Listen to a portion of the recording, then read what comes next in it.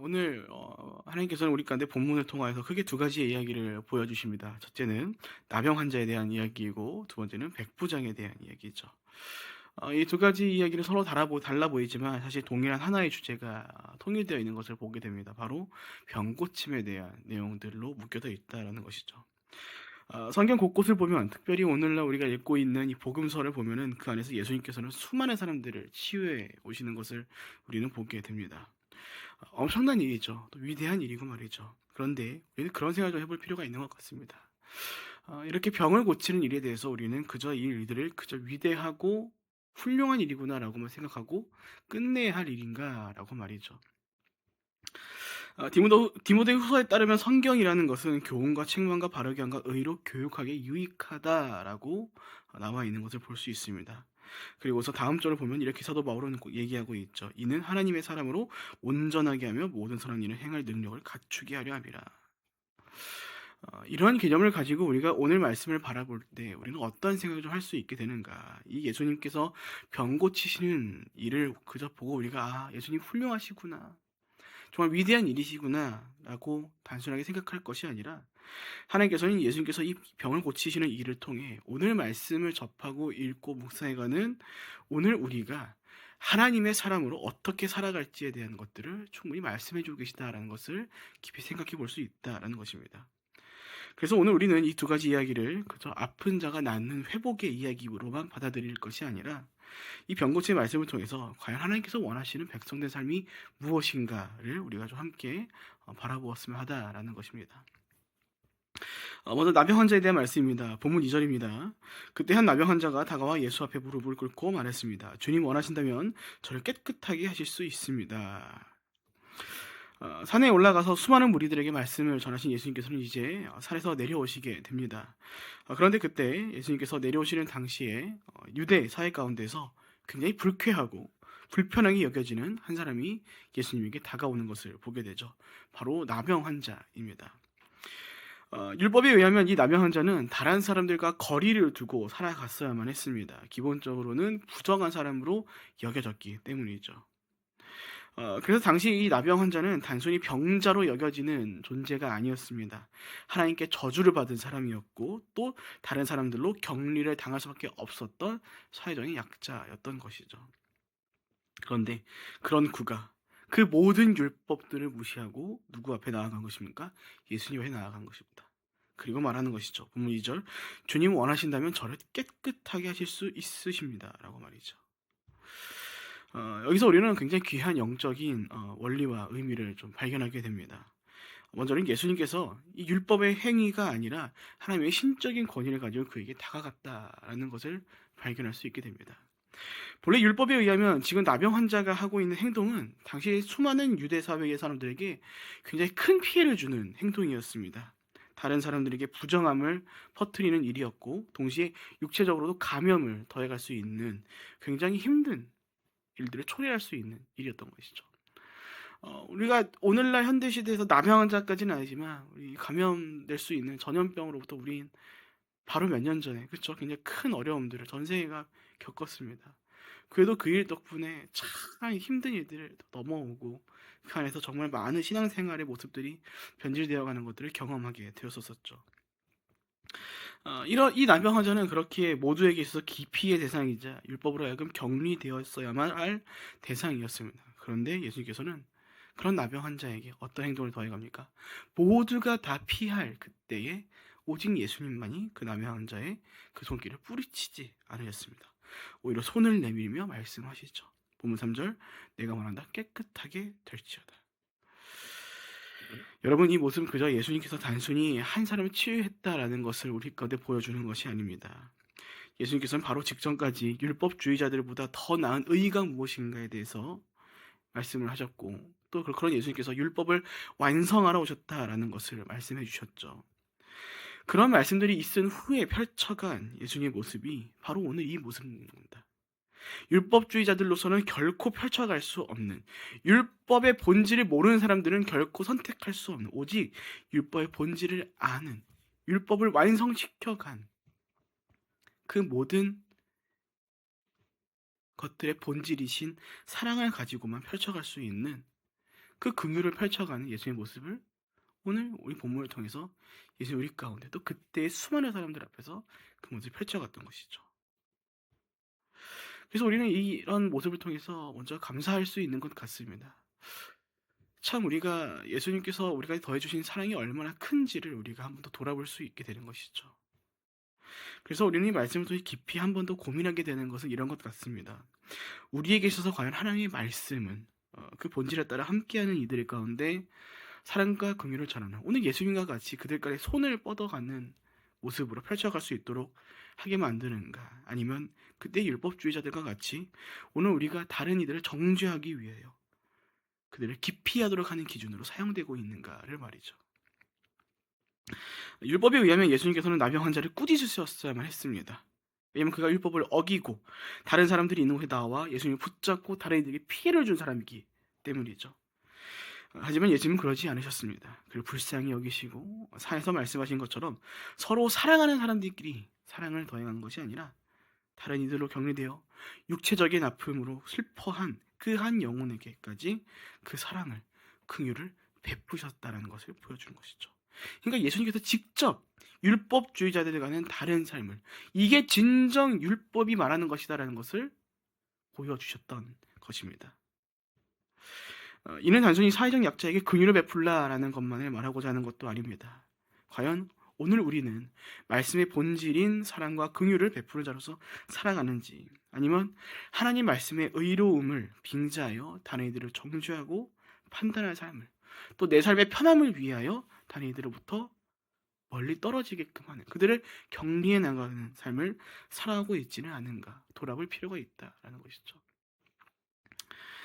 그래서 우리가 말씀을 계속 읽어가면서 참 또 다음 주나 또 나중에도 말씀을 나눌 때 보겠지만, 우리가 하나님의 말씀 앞에서 우리가 어떠한 태도를 가지고 살아가고 있는가, 오늘 그 말씀이 오늘 나로 하여금 어떻게 사용되고 있는가를 우리가 잘 돌아볼 필요가 있는 것 같습니다.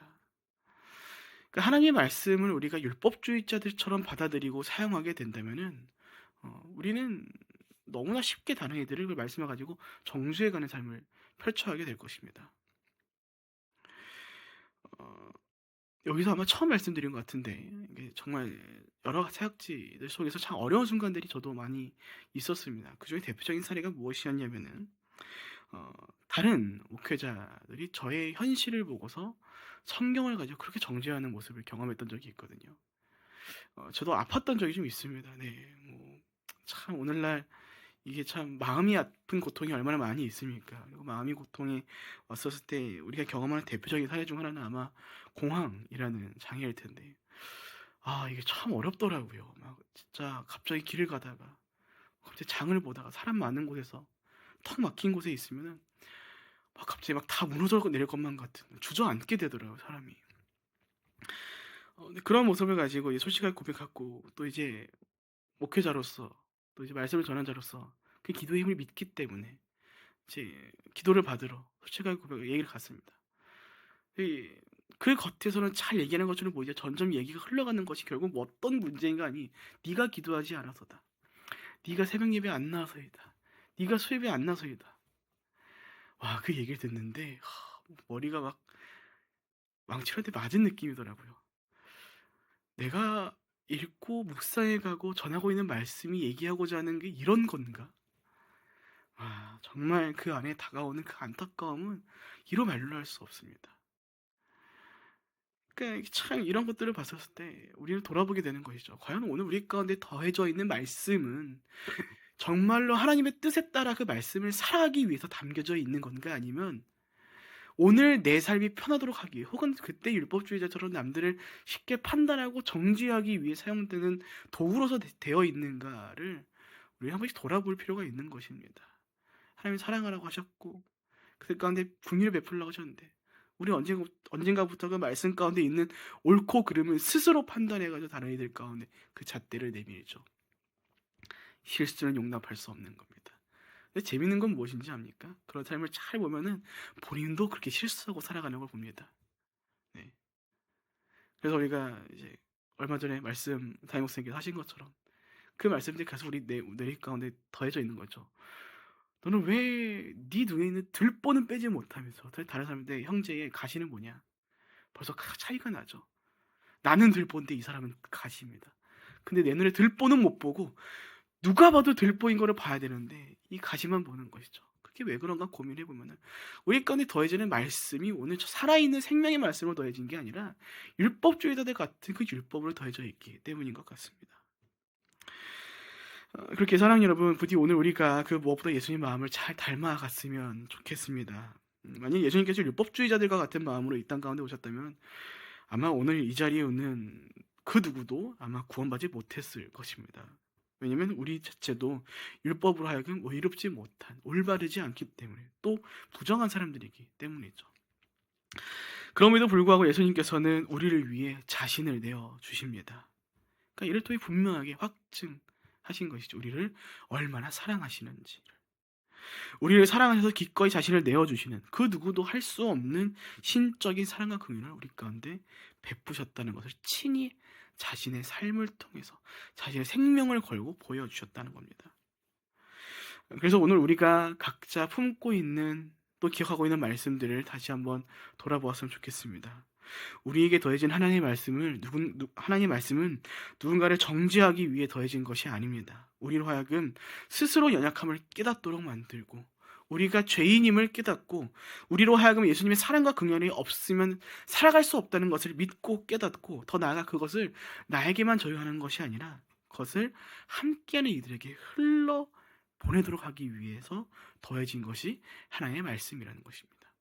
그 말씀이 그러한 목적이 없었더라면 예수님 우리 가운데 굳이 이 땅끝까지 가서 복음을 전하라고 말씀하지 않으셨습니다. 그 말씀 가지고 니네 잘 먹고 잘 살다가 와라 라고 말씀하셨겠죠. 하지만 우리 가운데 지상 명령을 더해주셨고 친히 우리로 하여금 예수님의 일들을 이뤄가도록 그 능력들을 오늘 우리 가운데 생명을 더해주셨다라는 것입니다. 그렇게 오늘 나병 환자를 낫게 하신 예수님의 모습은 가히 긍휼과 사랑으로 펼쳐간 모습이라고 우리가 볼 수 있는 것입니다. 그리고 그 모습은 오늘 말씀을 읽고 있는 저와 여러분에게도 요구되는 먼저 믿음을 지닌 자들로서 예수 그리스도를 닮아갈 자들로서 이뤄가야 할 본분이라는 것입니다. 그렇게 사랑하는 여러분, 부디 오늘도 사랑과 긍휼로 나아가시기를 축복드립니다. 여러분들과 함께하는 이들 가운데 기꺼이 내어주고 베풀어 가십시오. 그래서 그들이 그 사랑을 보고서 분명히 누군가는 하나님의 뜻과 선택과 때에 따라 하나님께 영광을 돌리고 하나님께서 자신을 그렇게나 사랑하고 있구나. 우리가 먼저 경험한 그 사랑을 그들도 느끼게 해 주실 것입니다. 그것이 오늘 병고친 예수님의 모습을 닮아 살아갈 우리의 모습인 줄로 믿습니다. 우리 이어서 본문 8절과 9절입니다. 그러자 백부장이 대답했습니다. 주여, 저는 주를 제 집안에 모실 자격이 없습니다. 그저 말씀만 하십시오. 그러면 제 종이 나을 것입니다. 저도 위로는 상관이 있고 밑으로는 부하들이 있는 사람입니다. 제가 부하에게 가라 하고 하면 가고 오라 하면 오며 하인에게 이것을 하라면 그것을 합니다. 예수님께서는 나병 환자를 지나 이제 새롭게 한 인물을 만나게 됩니다. 바로 백부장이죠. 그리고 그도 예수님께 부탁하는 것이 뭐냐면은 앞선 나병 환자와 동일한 부탁입니다. 본문 6절, 자신의 종이 중풍병으로 괴로워하고 있다고. 그런데 그의 부탁은 조금은 독특했습니다. 그는 예수님으로 하여금 자신의 집에 가서 치료하겠다라고 말씀한 것이 아니었죠. 그렇게 가겠다라고 예수님의 말씀을 거절하면서 이렇게 얘기합니다. 주여, 그저 말씀만 하시옵소서. 그러면 제 종이 나을 것입니다. 우리는 이 백부장의 고백을 통해서 두 가지 중요한 정보를 보게 됩니다. 첫째는 이 백부장은 자신의 종의 아픔을 예수님께 고백할 정도로 그를 귀하게 여기고 있었다라는 것입니다. 당시 로마의 군인은 굉장히 중요한 위치의 사람이었습니다. 그리고 동시에 그와 함께 백부장이 얘기하고 있는 이 종의 이 존재는 이 백부장과는 달리 인간으로서의 위치보다는 하나의 재산의 취급을 받는 존재였었죠. 그런데 그런 종의 생명을 위해 백부장이 예수님께 나왔다는 것은 그런 그가 굉장히 이 종을 귀하게 여겼다라는 것을 나타내어 주는 것이었습니다. 그리고 이와 함께 둘째, 백부장은 예수님께서 자신의 귀한 종을 살리실 것이라는 흔들리지 않는 굳건한 믿음이 있었다라는 것을 우리까지 보여줍니다. 보통 치료를 위한 진료는 어디까지나 맨투맨이죠. 네. 서로가 대면한 상태에서 그 상태를 보고 이뤄지는 일이었어야만 했습니다. 그러나 백부장은 말합니다. 예수님께서 말씀만 하시면 그가 나을 것이다 라고 말이죠. 예수님은 그런 그의 믿음을 보고서 이렇게 말씀하십니다. 본문 10절, 내가 진실로 너에게 말한다. 이스라엘에서도 아직까지 이렇게 큰 믿음을 본 적이 없다. 그로 인해 그 종이 어떻게 됩니까? 본문 13절, 바로 그 시각에 종이 낫게 됩니다. 여러분, 오늘 이걸 통해 가장 우리가 바라볼 가장 중요한 모든 이 말씀의 이야기 가운데 근본은 백부장의 종이 낫게 된 것은 결국 백부장의 그 그늘과 믿음 때문이었다는 겁니다. 그 말은 곧 오늘 우리 삶 가운데 적용해 보자면 오늘 우리가 베풀어가는 그 긍휼과 우리가 더해가는 그 믿음이 오늘 나만을 살리는 일이 아니라 함께하는 이들을 살리기 위한 통로로서도 사용될 수 있다는 것을 우리 가운데 보여주고 있는 것이다라는 겁니다. 오늘 말씀도 사실 찾고자 하면은 그 영적인 의미들을 굉장히 많이 찾을 수 있습니다. 그런데 우리가 오늘은 조금 우리 각자의 믿음을 넘어서 이 믿음이 우리가 베풀어가는 긍휼이 우리가 살아가는 현실 속에서 함께하는 자들로 하여금 예수님의 은혜를 경험하도록 하는 통로가 된다는 것에 좀 집중했으면 좋겠습니다. 나병 환자를 대하는 예수님은 또 종을 대하는 백부장도 사실 당시의 사회의 관습에 따라 그런 보이지 않는 룰에 따라 또 각자 자신의 위치에 따라 이기적인 선택을 했어도요 사실 아무 문제 없을 것입니다. 아무 문제 없었을 것입니다. 예수님도 그를 피해도 사실 문제 없을 것입니다. 율법을 알고 부정한 사람이라고 했으니까요. 그가 격리되었어야 했는데 그가 뛰쳐나온 것이니까요. 누구 잘못입니까? 사실 그 사람 잘못입니다. 종도 어떻습니까? 사실 백부장을 하고 그 종 한 사람 죽는 거 별일 아니었을 것입니다. 그가 일을 잘하든 말든 그 재산이었기 때문에 내 맘대로 할 수 있었기에 또 로마로 하여금 백부장이 얼마나 중요한 위치였을 것입니까? 또 심지어 그 안에서 중풍병이라는데 굉장히 부정했을 것이고 보기 불편했을 것인데 그냥 갖다 치워라라고 명령하고 새로운 사람 들였어도 사실 별 문제 없었을 것입니다. 하지만 그렇게 인간이 아닌 재산으로 취급되었던 자신의 종에게 백부장은 훌륭한 그 긍휼한 마음을 품고 예수님께 나아갔습니다. 결국 그가 회복되고 그의 믿음이 예수님께 인정을 받게 되죠. 이거 보면 사실 가끔 부러울 때가 있습니다. 나의 지금의 믿음은 과연 저렇게 예수님께 인정받을 만한 믿음인가? 라고 말이죠. 좀 부끄러울 때가 많지 않습니까? 사실 우리 여러분 아마 이 자리에 계신 모든 분들이 서로에게 말은 하지 못하지만 각자가만이 알고 있는 누구에게도 말만 알하지 못할 그 믿음의 부끄러움들이 있을 것입니다. 나의 연약함, 나의 낮음, 부족한 것들, 나만 알고 있는 것들이 가득하지 않습니까? 근데 그럼에도 불구하고 참 감사한 것은 예수님께서는 그런 우리의 믿음을 보고 정죄하지 않으시고 괜찮다 위로해 주시고 우리가 그 믿음을 계속 성장시켜 갈 수 있도록 또 그 믿음을 놓치지 않을 수 있도록 우리 가운데 힘과 능력을 더해 주신다는 것입니다. 그래서 그렇게 살아갈 때 끝내 우리가 예수님 다시 오시는 날 우리가 어떤 얘기를 듣게 되어 있는가 이런 얘기입니다. 잘하다 충성된 종이라고 너의 믿음을 잘 지켜왔다라고. 그렇게 우리가 좀 오늘 돌아봤으면 좋겠습니다. 오늘 우리의 믿음은 어떻습니까? 나의 믿음은 나를 위한 것으로만 존재하고 있습니까? 아니면 함께하는 이들 가운데 그 은혜를 흘려보내는 통로로서 존재하고 있습니까? 오늘 부디 우리가 말씀을 통해서 이렇게 하나님의 사랑을 흘려보내는 또 예수님의 치유의 손길을 흘려보내는 통로가 될 수 있다는 것을 기억하고 우리가 그 굳건한 믿음을 잘 품고서 살아가는 한 날이 되었으면 좋겠습니다. 여러분, 우리의 믿음은요, 나 혼자 믿고 천국 가기 위한 것이 아닙니다. 우리는 가끔 신앙생활 할 때 예수님을 믿는 것을 그저 천국행 티켓으로만 생각하는 경우들이 많습니다. 여러분 죄송합니다. 그게 우선 아닙니다. 우리 가운데 믿음이 있으면요, 사실 천국은 따라옵니다. 당연한 일이 됩니다. 그런 우리 가운데 예수님께서 수많은 말씀을 하시죠. 하나님 나라의 말씀을 하시면서 다가올 하나님 말씀 나라 가운데 어떻게 살 것이다라는 큰 희망을 부푼 것들만을 더해준 것이 아니라 너희가 곧 갈 거니까 너희 가운데 더해진 그 현실을 이미 왔으나 아직 오지 않은 그 이미 이루어져 가고 있는 그 하나님 나라를 너희가 어떻게 살아가야지를 말씀해 주고 계신다는 겁니다. 그래서 우리 믿음은 천국행 티켓만을 뜻하는 것이 아닌 것을 기억해야 합니다. 이미 왔으나 아직 오지 않은 그 하나님 나라를 거룩하게, 순결하게, 긍휼하게 그 사랑의 마음을 펼쳐갈 수 있도록 하시기 위해 이런 말씀들을 더해가지고 겁니다.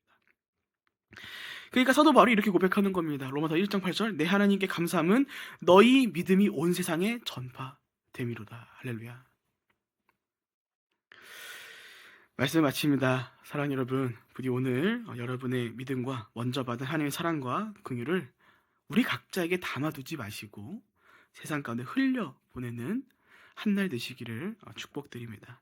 하나님께서는 그런 우리의 삶을 통해서 정말 그 긍휼과 사랑이 필요한 자들에게, 회복이 필요한 자들 가운데 오늘 나병 환자와 백부장의 종과도 같은 그 회복의 은혜를 더해 주실 것입니다. 먼저 받은 사랑을 우리가 알기에 그것을 흘려보낼 수 있는 것입니다. 기억하시기 바랍니다. 하나님께서는 우리에게 하나님의 사랑과 내 몸같이 이웃을 사랑하실 것을 요구하셨습니다. 그것은 단순한 명령이 아니라 오늘 하나님의 백성된 자들로서의 정체성을 가진 저와 여러분이 펼쳐갈 당연한, 기꺼이 이뤄갈 일상이라는 것입니다. 부디 오늘 말씀 가운데 나병 환자와 종을 향해 긍휼을 베푸신 예수님과 이 백부장의 마음을 기억하시며 오늘 우리도 함께하는 이들 가운데 이런 은혜가 흘러가도록 긍휼과 사랑을 베풀고, 그 무엇보다 오늘 백부장과 같은 흔들리지 않는 굳건한 신실한 믿음으로 살아가시는 저 여러분 모두가 되시기를 주님의 이름으로 축복드립니다. 아멘. 우리 함께 기도하겠습니다. 살아계신 하나님 아버지, 원컨대 오늘 우리 하루의 삶이 오늘 나를 위해서만 삶을 살아가는 것이 아니라 주님 우리 가운데 붙여주신 그 영혼을 위하여, 그 사람을 위하여 함께 기도하고 그들 가운데 사랑과 긍휼을 베풀어가는 주의 은혜가 이 땅 가운데, 온 세계 가운데 흘려보내게 하는 그러나 통로된 삶을 우리가 오늘 살아가길 원합니다.